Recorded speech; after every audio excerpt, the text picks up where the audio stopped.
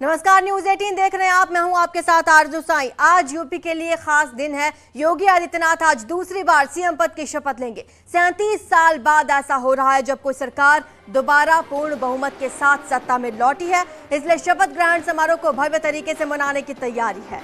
लखनऊ के अटल बिहारी वाजपेयी इकाना स्टेडियम में शाम 4 बजे योगी आदित्यनाथ लगातार दूसरी बार सीएम पद की शपथ लेंगे। इस समारोह में पीएम मोदी समेत बीजेपी के तमाम बड़े नेता, बीजेपी शासित राज्यों के मुख्यमंत्री, साधु संत, बड़े उद्योगपति, कार्यकर्ता और जाने माने लोग पहुंचेंगे। करीब 70,000 लोग इस समारोह के साक्षी बनने वाले हैं।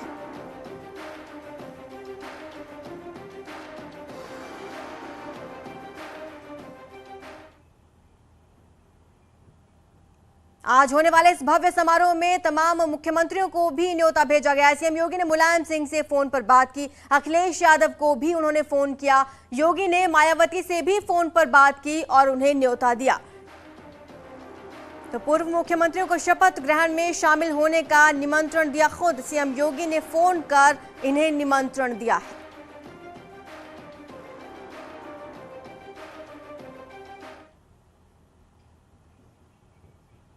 योगी सरकार के शपथ ग्रहण को लेकर तमाम तैयारियां पूरी हो चुकी हैं। पूरे लखनऊ को सजाया गया है। अटल बिहारी वाजपेयी इकाना स्टेडियम के अंदर से बाहर तक चारों ओर भव्य तैयारी की गई है।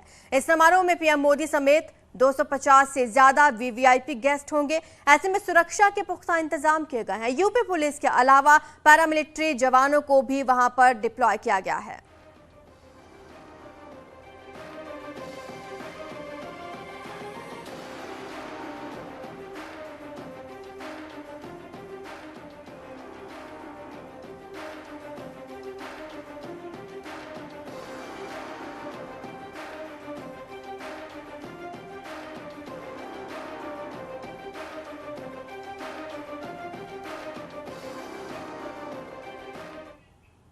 हमारे सहयोगी संकेत मिश्रा और ऋषभ मणि हमारे साथ जुड़े हैं। सबसे पहले संकेत, आपके पास आएंगे। आप कहां पर इस वक्त मौजूद हैं? इस समय तो तैयारियां पूरी हो चुकी होंगी लगभग। बिल्कुल, देखिए हम मुख्यमंत्री आवास पर हैं 5KD पर, और आप देख सकते हैं अभी जरूर यहाँ पर सन्नाटा पसरा हुआ है, लेकिन कुछ देर बाद यहाँ गहमा गहमी होगी। तमाम विधायक यहाँ मुख्यमंत्री से मिलने के लिए आएंगे और इसके बाद जो पार्टी संगठन के पदाधिकारी हैं वो आएंगे। और अगर हम 5KD चौराहे की आपको तस्वीर दिखाएं तो आप देखिए किस तरह से इसको आज खास मौके को खास तरह से सजाया गया है। तमाम होर्डिंग बैनर लगाए गए हुए हैं और लगातार ये देखिए आपको हम दिखाते हैं। हालांकि कुछ विधायकों के भी आने का सिलसिला यहाँ पर जारी है। ये विधायक जा रहे हैं 5KD के अंदर। ये विधायकों के आने का सिलसिला भी अब शुरू हो गया है। 5KD के अंदर अब विधायक पहुंच रहे हैं, यानी कि सीएम आवास के अंदर विधायकों के पहुंचने का सिलसिला जारी है। और उम्मीद ये जताई जा रही है कि 10 बजे के बाद राजभवन से जिनको मंत्री बनना है उनको फोन जाने भी शुरू हो जाएंगे। चलिए, ऋषभ मणि भी हमारे साथ जुड़े हुए हैं। ऋषभ से सवाल लेते हैं। ऋषभ, अब तक विधायकों को फोन आने शुरू हो चुके होंगे, कुछ खबर है आपके पास?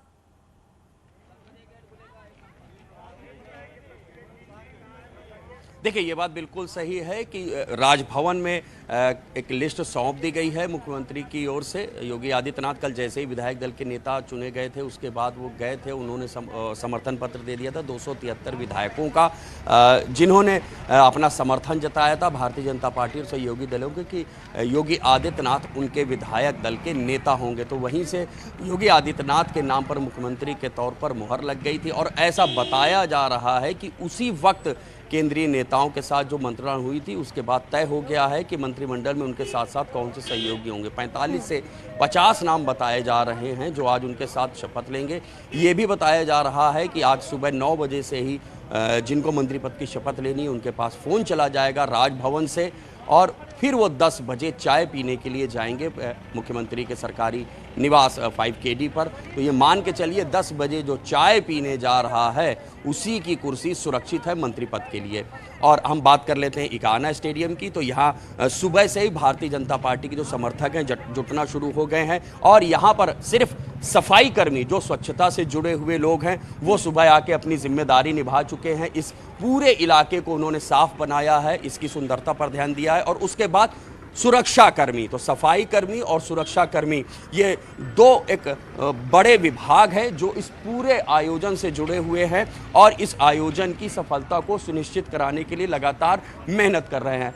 अलग अलग जिलों से भारतीय जनता पार्टी के कार्यकर्ता आए हुए हैं जो अपना जोश दिखा रहे हैं, अपना जज्बात दिखा रहे हैं। आप देख सकते हैं इस वक्त अटल बिहारी वाजपेयी इकाना क्रिकेट स्टेडियम के आसपास के पूरे इलाके को भाजपामय, भगवामय कर दिया गया है। अलग अलग जिलों से उनके कार्यकर्ता आ रहे हैं और लगातार जो सेंट्रल की फोर्सेस हैं, जो सुरक्षा से जुड़े हुए लोग हैं, उनकी गाड़ियां अंदर जा रही है। आप देख सकते हैं ये ट्राईसाइकिल पे भी एक कार्यकर्ता है। आपका नाम क्या है, कहाँ से आए, कब से आए यहाँ पे? अमित गौड़ उपाध्याय, 21 तारीख में आया हूँ, रात आया हूँ मैं यहाँ पर। आप अंदर जा रहे हैं शपथ ग्रहण देखिए? हाँ, अंदर चला जाऊँगा, मुझे यकीन है। एंट्री पास आपके पास हो या मत हो, लेकिन मुझे चला जाऊँगा मैं। मुझे इतना महाराज जी पे यकीन है कि कोई ना कोई मुझे बुला लेगा जरूर।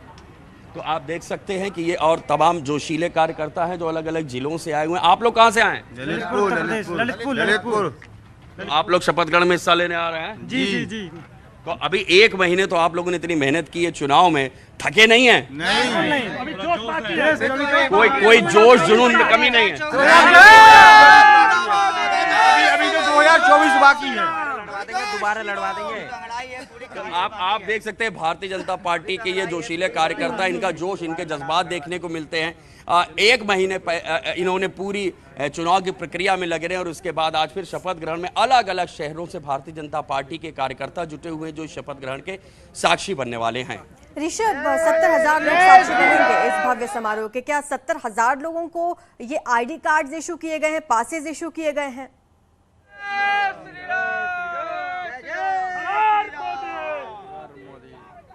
क्या बात है भाई, देखिए क्या ऋषभ आप मुझे सुन पा रहे हैं? चलिए संकेत के पास आवाज मिलेगी। जी ऋषभ, मेरा सवाल ये है कि 70,000 लोग स्टेडियम पहुंचेंगे, सभी को क्या पासेज इशू किए गए हैं? क्या व्यवस्था है वहां पर?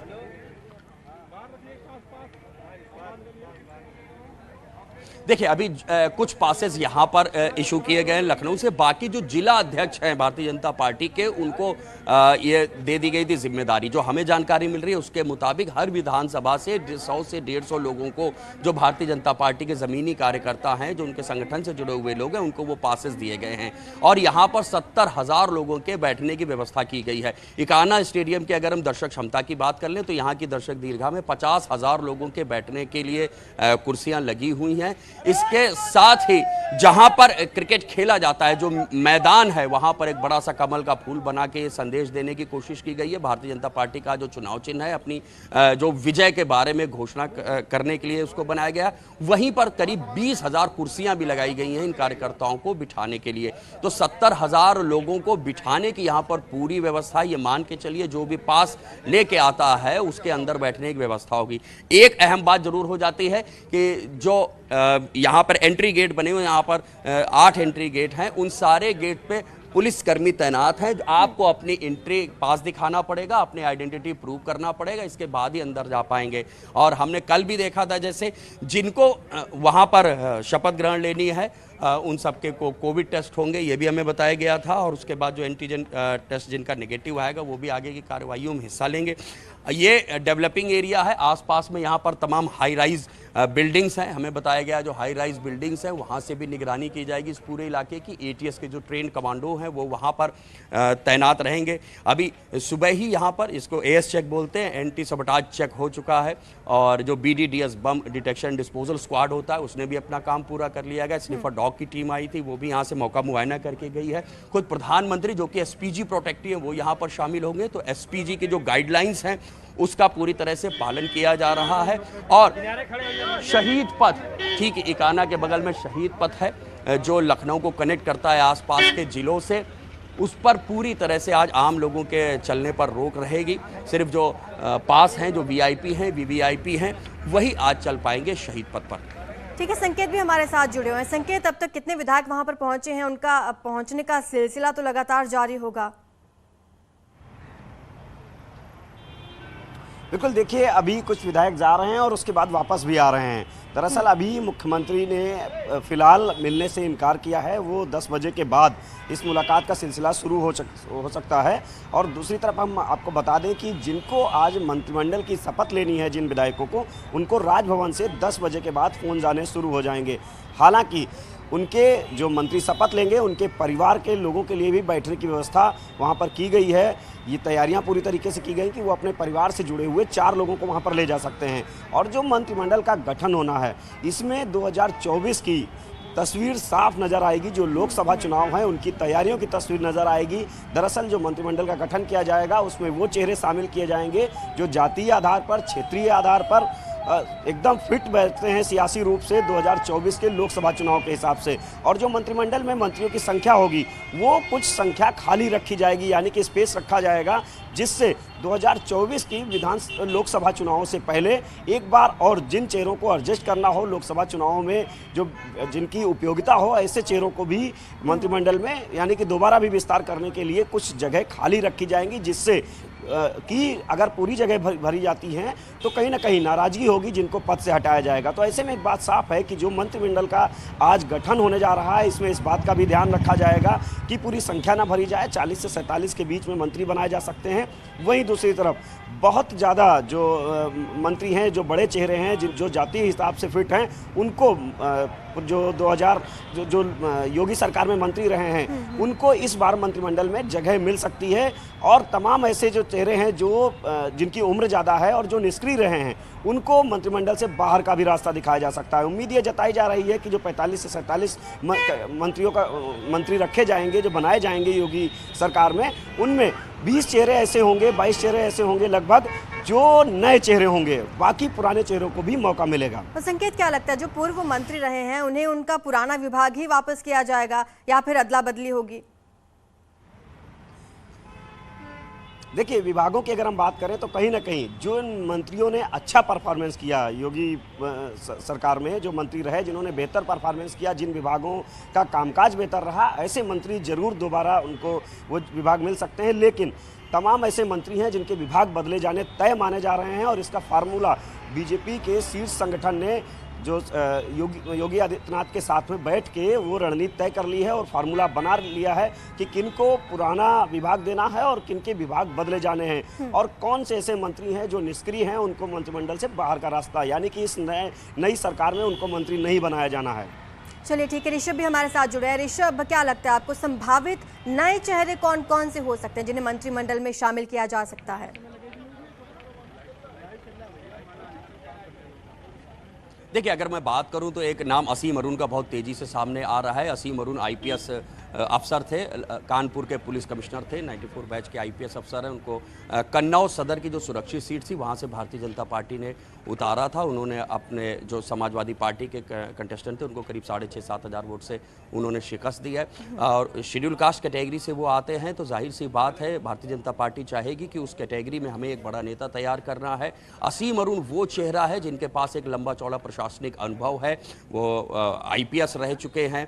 एक क्षेत्र कन्नौज है, उस लिहाज से भी जो संतुलन अच्छा बैठता है। कन्नौज को सपा का स्ट्रॉन्ग होल्ड माना जाता है, लेकिन 2019 की बात करें तो वहां से भारतीय जनता पार्टी के सांसद भी चुने गए थे, सुब्रत पाठक, और अब जो इसको सपा की सीट माना जाता था कन्नौज सदर, वो सीट भी असीम अरुण ने जीत ली है। तो अब भारतीय जनता पार्टी अगर असीम अरुण को मंत्री बना देती है, कैबिनेट में लेके आती है, तो एक तो शेड्यूल कास्ट वाला जो एंगल है, जातीय संतुलन सधा रहेगा।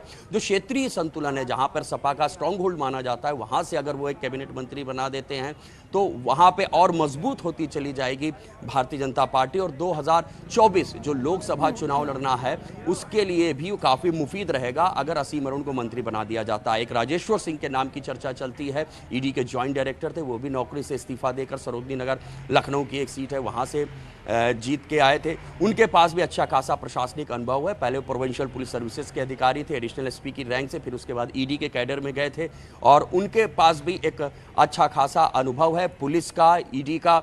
तो पूरी कोशिश की जाएगी, जैसा हम सेंट्रल का पैटर्न देखते हैं, चाहे वो एक्सटर्नल अफेयर्स मिनिस्टर हों शिवशंकर साहब, हरदीप पुरी साहब हों, अश्विनी वैष्णव साहब हों, ये सब ऐसे हैं जो पहले प्रशासन के बड़े बड़े जो अफसर ये रह चुके हैं और इसके बाद इनको मेन स्ट्रीम पॉलिटिकल लाया गया है और इसके बाद ये अपने केंद्रीय मंत्रियों के पद पे हैं। तो अगर हम उस सोच को देखें भारतीय जनता पार्टी की या नरेंद्र मोदी सरकार की, तो वो सोच अगर आपको उत्तर प्रदेश में भी दिखानी है तो राजेश्वर सिंह हो गए, असीम अरुण हो गए, ऐसे नए चेहरों को मौका दिया जा सकता है जिनके पास पुलिस और प्रशासन का अच्छा खासा अनुभव है।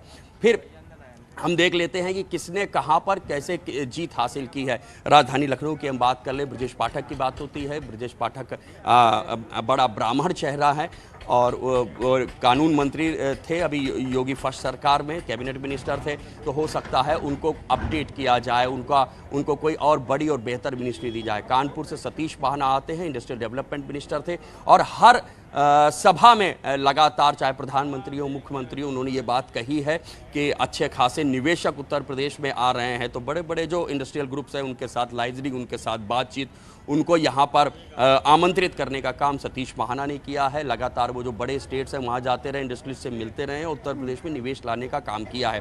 तो ऐसा माना जाता है कि सतीश महाना जो 8 बार के विधायक हैं उनको भी कोई और अच्छा बड़ा पोर्टफोलियो दिया जा सकता है। श्रीकांत शर्मा जो ऊर्जा मंत्री रहे हैं, मथुरा से आते हैं, और केंद्रीय नेतृत्व की बात कर लें या उत्तर प्रदेश के नेतृत्व की बात कर लें, वहाँ भी उनकी मजबूत पकड़ है। श्रीकांत शर्मा भी जीत के आ गए हैं। श्रीकांत शर्मा को मिनिस्ट्री दी जा सकती है। ब्राह्मण फेस हैं, युवा हैं, तो भारतीय जनता पार्टी के जितने खांचे उन्होंने बना रखे, जितने स्लॉट बना रखे हैं उसमें फिट आते हैं। सिद्धार्थ नाथ सिंह की हम बात कर लेते हैं, प्रयागराज से आते हैं। प्रयागराज, और वो भी कैबिनेट मिनिस्टर थे पिछली योगी सरकार में। सिद्धार्थ नाथ सिंह को भी आगे की कोई बड़ी मिनिस्ट्री दी जा सकती है। वो बड़े कायस्थ चेहरा है। भारतीय जनता पार्टी का जो कोर वोट बैंक माना जाता है, एक कायस्थ को माना जाता है कि भारतीय जनता पार्टी का कोर वोट बैंक है और वो एक बड़े राजनीतिक परिवार से ताल्लुक रखते हैं। तो उन सारी चीज़ों को देखते हुए, उनके मिनिस्ट्री का जो परफॉर्मेंस रहा है उन सबको देखते हुए सिद्धार्थ नाथ सिंह को भी बेहतर मिनिस्ट्री दी जा सकती है। देवरिया से सूर्य प्रताप शाही आते हैं, बड़े नेता हैं, वो भी कृषि मंत्री थे योगी की सरकार में। सूर्य प्रताप शाही को भी देखा जा रहा है। ऋषभ, तमाम अपडेट हम लगातार आपसे लेते रहेंगे। संकेत, आपका भी बहुत बहुत शुक्रिया हमारे साथ जुड़ने के लिए। चलिए अब देखते हैं आरोग्य रक्षक सम्मान।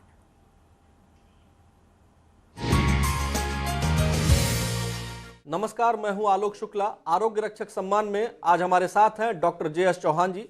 डॉक्टर चौहान जी, आपका बहुत बहुत स्वागत है हमारे कार्यक्रम में। धन्यवाद, नमस्ते। डॉक्टर चौहान, चेस्ट में संक्रमण के क्या कारण होते हैं? संक्रमण उन्हीं फेफड़ों में अधिक होता है या उन्हीं फेफड़ों में होता है जो पहले से किसी न किसी कारण कमजोर हो, चाहे वो स्मोकिंग की वजह से हो या पुरानी किसी बीमारी की वजह से हो। संक्रमण कई प्रकार के हो सकते हैं। वायरस भी हो सकता है, बैक्टीरिया भी हो सकता है, कोई रसायन भी हो सकता है, प्रदूषण भी हो सकता है, कोई इंजरीज या चोटें भी हो सकती हैं। डॉक्टर चौहान, अगर किसी को लंबे समय से खांसी आ रही है तो उसको आप क्या सुझाव देंगे? कभी भी अगर बहुत लंबे समय से खांसी आ रही है, कभी भी 2 सप्ताह से अधिक अगर खांसी टिक रही है, तो सर्वप्रथम नियम मान लीजिए कि आपको अपने चिकित्सक से तुरंत मिलना है। वो चिकित्सक आपको उचित सलाह देगा। डॉक्टर चौहान, चेस्ट इन्फेक्शन से बचने के लिए क्या सावधानियां बरतनी चाहिए? प्रतिरोधक क्षमता जो होती है उसको इतना विकसित रखना चाहिए कि कम से कम मामूली से साधारण से जो संक्रमण आसानी से आपके अंदर ना हो। हमेशा स्वस्थ रहने की कोशिश करें, स्वच्छ रहें, स्वच्छ वातावरण में रहें, स्वच्छ भोजन खाएं। डॉक्टर JS चौहान जी, आरोग्य रक्षक सम्मान में चेस्ट इन्फेक्शन से संबंधित जरूरी जानकारी साझा करने के लिए आपका बहुत बहुत धन्यवाद। बहुत बहुत धन्यवाद। इसी के साथ अब मुझे दीजिए इजाजत। नमस्कार।